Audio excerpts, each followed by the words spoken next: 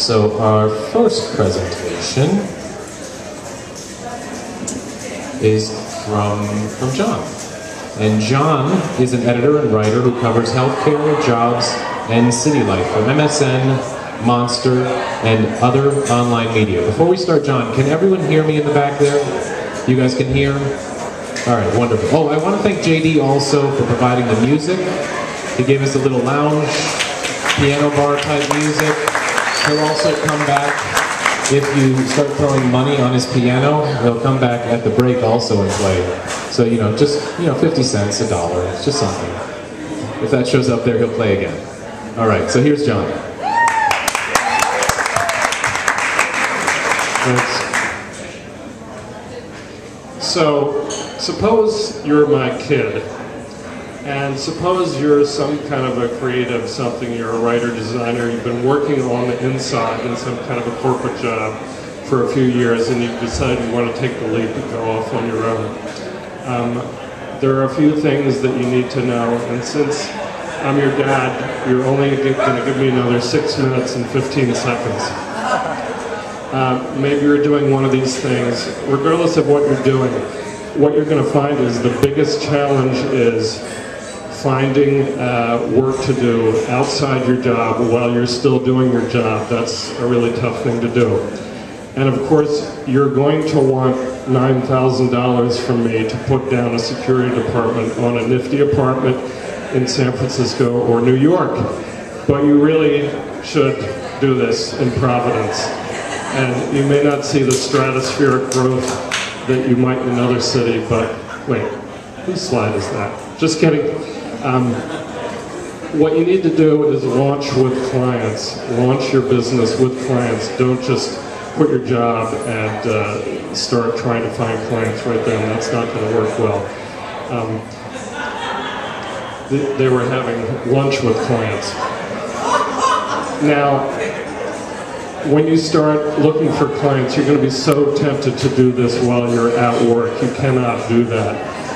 They really are evil. They really do spy on the electronic communications of employees. So you got to do it at home on other premises. What I suggest you do is schedule a week paid time off from your job. Make it your power week of networking. Get on the phone all day, go out, talk to people, do whatever you have to do to try to get a critical mass of clients accumulated before you quit your job. Next thing you got to do is look at your expenses. My expenses as a writer are very close to zero, but yours might not be. If you do fancy graphic stuff, you need fancy hardware. And this is going to be one of the key inputs to your pricing, which is something you need to figure out even before you decide whether to do that. The most important thing about pricing is, here's Providence, pale yellow, meaning not much money. Go for the green. Get clients in New York, in Boston, in Washington. I'm serious. That's how you're going to make a decent living, is by having remote clients and rarely going to see them. You have to have health insurance, of course. Look for it like through a professional association or something if you can't get it through a family member. And if you're going to have to pay something, which you probably are, you have to price that in to the fees that you charge. Hopefully you will not need a lawyer, although you might, but you probably will need an accountant. Almost as bad. And you need to talk to them, get them to set up a bookkeeping system for you that you can handle yourself, and see them as little as possible after that. When you get to the point of deciding whether to really do this and quit your job, go down a checklist. Do you have savings? Do you have clients lined up? Do you have everything set with your physical equipment? Are your people on board? And just make sure of all that before you do anything. So now you've launched your business. You have to just continue prospecting for new clients all the time, unlike Charlie Chaplin and the Gold Rush. And it's really the best time to talk to people about what you're doing in your work is when you're doing well. Yeah, you want some kind of online presence. Obviously, it's an ideal way to show your portfolio on a website. But you know, the clients that you get from people Googling for a web designer are terrible. Be careful of people who just Google and find you. Now, if you do work from home, there will be temptations and distractions. But I know from what you've done so far in life, you're a very deadline-oriented person. And you've probably got your equivalent of sumo guy telling you to get back to work.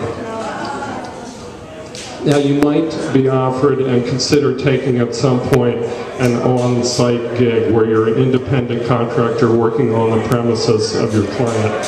You can do that, but you might end up feeling like this. Almost worse than an employee to be a contractor working on site. And of course, they'll want to own more of you than you'll probably want to give to them. Same is true for an agency. They'll want all of you. They'll want a big piece of you or all of you. And this is really going to limit your professional mobility. So be wary, and also be wary of the non-compete agreements and so on that they'll want you to sign. How many clients is too many? This looks like too many. If you have too many clients, if you're doing all this little bitsy stuff, your life becomes too transactional. Your business is not relational anymore, which is really a drag.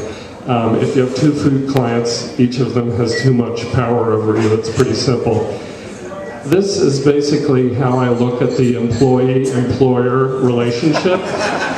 If you need more help, work with contractors, work with fellow vendors. Employees are just too expensive, and it's a toxic relationship. Sometimes you do need to fire a client. A client that lets you know that you need to fire them by foisting their incompetence on you and making it into your problem, costing your time and money. Sometimes you have to do it. I've only done it once, and they gave me an exit interview. It was very weird. So your Mondays are going to be really different when you're out on your own. You're going to have many fewer meaningless meetings, and you're going to have a lot more opportunities to try new stuff, which is really a great way to work. Good luck, kid. Thank you. Thank you. Thanks,